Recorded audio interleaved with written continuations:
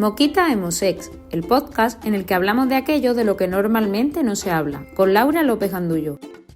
Buenos días, buenas tardes, buenas noches, bienvenidos o bienvenidas una vez más a Moquita Emosex. Como ya has escuchado en la intro, el podcast en el que normalmente hablamos de aquello de lo que no se habla.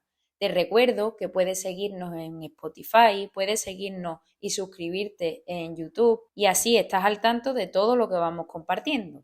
Hoy, una vez más en este podcast, vamos a hablar de aquello de lo que no se habla. Vamos a hablar de un tema que normalmente no se habla porque, entre otras cosas, es un tema algo desagradable. Un tema de estos que se nos ponen los pelos de punta. Pero al final también es verdad que es un tema sensible y que está ahí. Hay mucho tabú, mucho ocultismo y creo que es necesario y que es hora de que pongamos las cartas sobre la mesa. Hoy aquí, en Moquita Emosex, hablamos de abuso sexual en la infancia y prevención de dicho abuso sexual. Aunque es algo que parece que no queremos ver o una realidad que parece que no existe, la verdad es que es una realidad que afecta a millones de niños y niñas en todo el mundo y que además requiere de nuestra atención y de nuestra acción.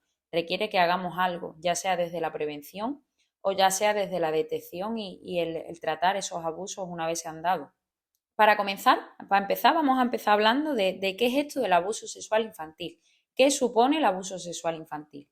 Vamos a hacerlo con la definición de la Organización Mundial de la Salud, que nos dice que el abuso sexual infantil es cualquier actividad sexual con un niño, una niña, con un menor en definitiva, que está por debajo de la edad legal de consentimiento. En el caso de España, esta edad legal de consentimiento son los 16 años y que incluye cualquier contacto físico y no físico.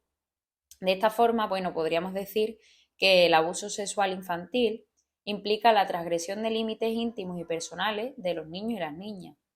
Supone además imponer comportamientos de contenido sexual por parte de una persona, normalmente un adulto o incluso otro menor de edad. Por ejemplo, en el caso de situaciones de abuso de niños y niñas adolescentes hacia la infancia. Normalmente esto además se hace desde un contexto de desigualdad donde hay asimetría de poder y donde hay engaño, fuerza, mentira o manipulación.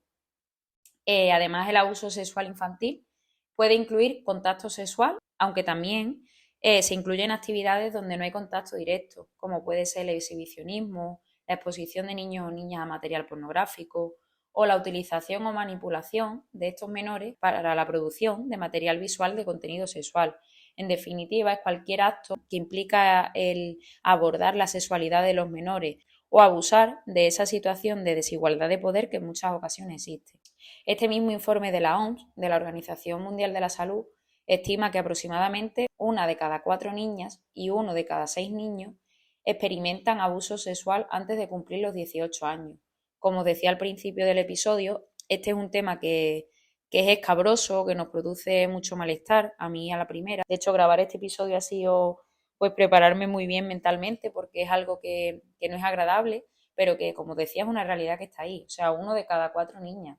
Hablamos de un porcentaje bastante alto y 1 de cada 6 niños. Entonces, es una realidad que tenemos que atender porque está ahí. Un informe de Save the Children de octubre de 2023, de hace unos poquitos de meses, nos decía que en 8 de cada 10 casos de abusos sexuales contra la infancia, pues el agresor, que suele ser un hombre con mucha frecuencia, es una persona del entorno familiar o una persona conocida del niño o de la niña. Y el 96% de estos abusadores no tiene antecedentes penales relacionados con violencia sexual. A mí esto me pone los pelos de punta porque cuando pensamos en abuso sexual o cuando pensamos en situaciones de violencia sexual, pues nos solemos imaginar que alguien nos coge en un callejón y nos hace algo. En este caso, en el abuso sexual en la infancia, sucede dentro de hogares, sucede dentro de la familia y como hay tanto secretismo y son situaciones donde hay secretismo y donde además funciona la diferencia de poder tanto física como psicológica respecto a la víctima, del abusador a la víctima, pues claro, nos encontramos con situaciones que a veces se prolongan durante muchísimos años y que es muy complicado de detectar. Y que es más, cuando se detectan, ya hay veces que estos menores están en la adolescencia. A lo mejor estamos hablando de situaciones donde se lleva dando este abuso muchísimos años. Evidentemente, esta situación de abuso deja cicatrices, a veces físicas y siempre psicológicas, y que además son duraderas. Y muchas veces esto queda un poco en el inconsciente de la víctima y cuando llegamos a la adultez o a la adolescencia o empezamos a experimentar esa sexualidad ya así placentera, consentida, pues se despiertan ciertas cosas que no entendemos y que tienen su origen en cosas que nos han pasado en el pasado o abusos sexuales que hemos vivido en el pasado, en la infancia, y que están ahí. Algunas de las consecuencias directas pues son niños y niñas que tienen ansiedad, que sufren depresión de manera inesperada, que tienen trastorno de estrés postraumático y que además no se llega a entender por qué esto pasa, porque claro, normalmente la víctima no es capaz de detectar esto que le está pasando por su incapacidad madurativa, por la edad que tiene. Y en muchos casos, pues este abuso sexual no detectado puede llevar a la larga a situaciones y comportamientos de riesgo, como abuso de sustancias nocivas, conductas delictivas, autolesiones. Pero en cualquier caso, la prevención es clave y la detección todavía más. Por esto, como aquí hablamos de lo que no se habla, pero también sabéis que me importa mucho arrojar luz y bueno, que sepamos que hay cosas que podemos hacer para evitar este tipo de situaciones, pues, pues vamos a hablar de lo que sí está en nuestras manos para prevenir que estas situaciones se den y también para detectarlas en casos en los que tengamos sospechas o aunque no tengamos sospechas, que sepamos qué cosas nos pueden poner un poco en situación de alarma, de alerta y de saber que hay algo que puede estar dándose y que es desagradable y que obviamente pues es violencia hacia el menor o la menor. En cuanto a la prevención, pues la educación aquí es clave.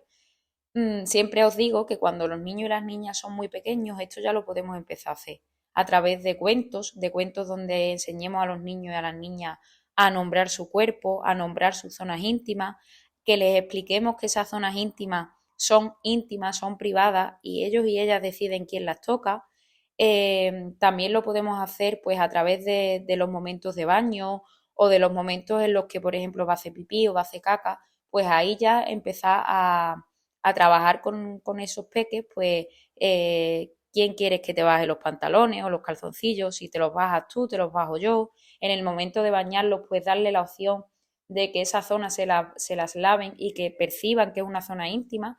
Evidentemente, habrá ocasiones en las que tengamos que supervisar que esa zona haya quedado limpia, que haya quedado bien lavada, pero que la capacidad de decidir quién toca esa zona la tenga el niño o la niña.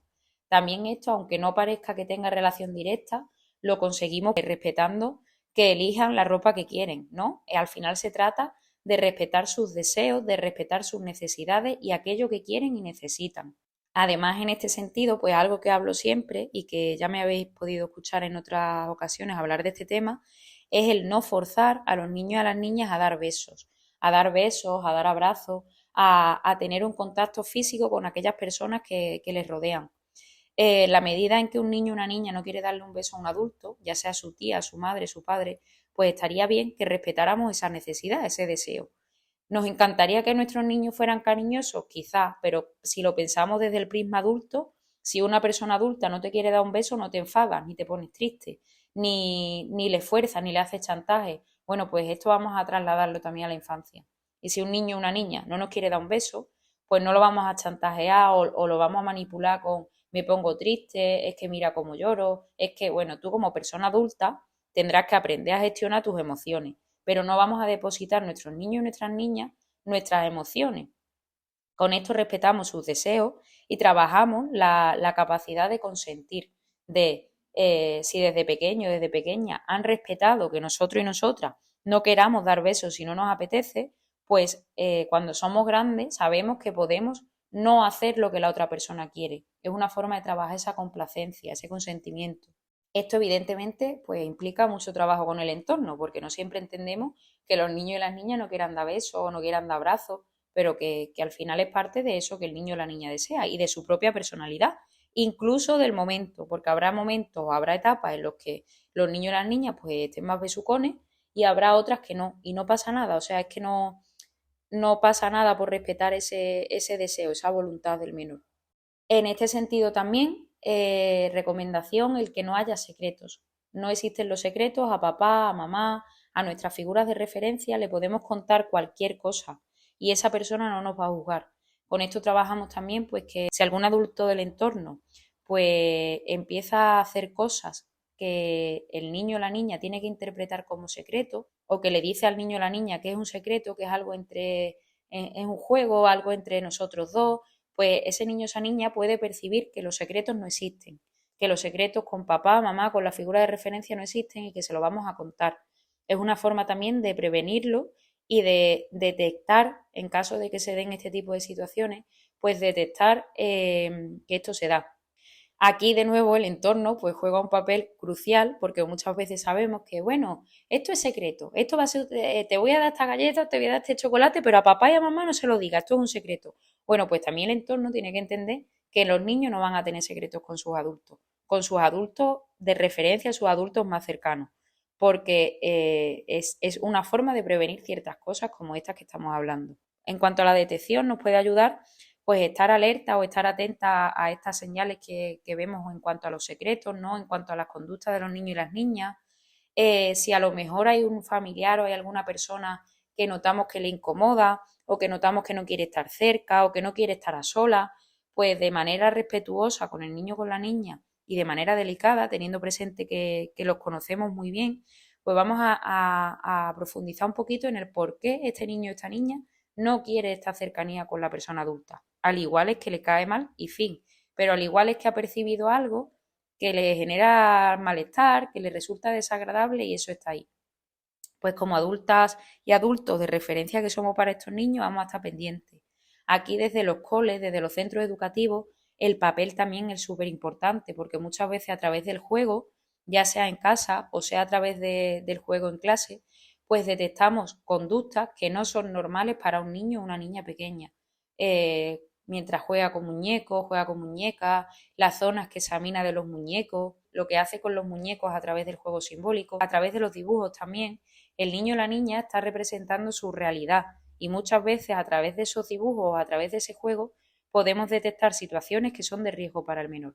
Esto lo conseguimos en el colegio, pero también lo conseguimos en casa, observando al niño o a la niña, entendiendo y comprendiendo ese lenguaje que experimenta.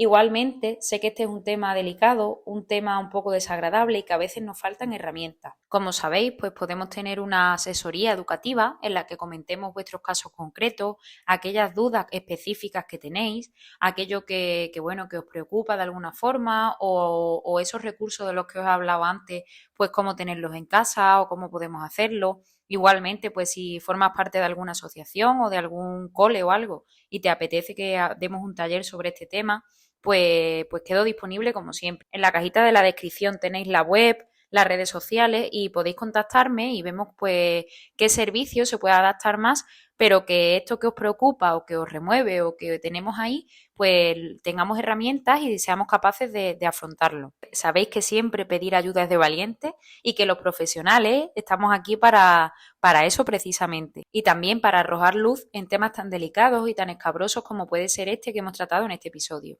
Deseo que estés teniendo un día muy bonito, te mando muy buena vibra y mucha fuerza para aquello que estés transitando ahora mismo y nos vemos en el siguiente episodio. Recuerda que puedes dejarme un comentario y puedes dar me gusta a este episodio y suscribirte para no perderte nada de lo que vayamos subiendo. Nos escuchamos en el siguiente. Un besito, chao.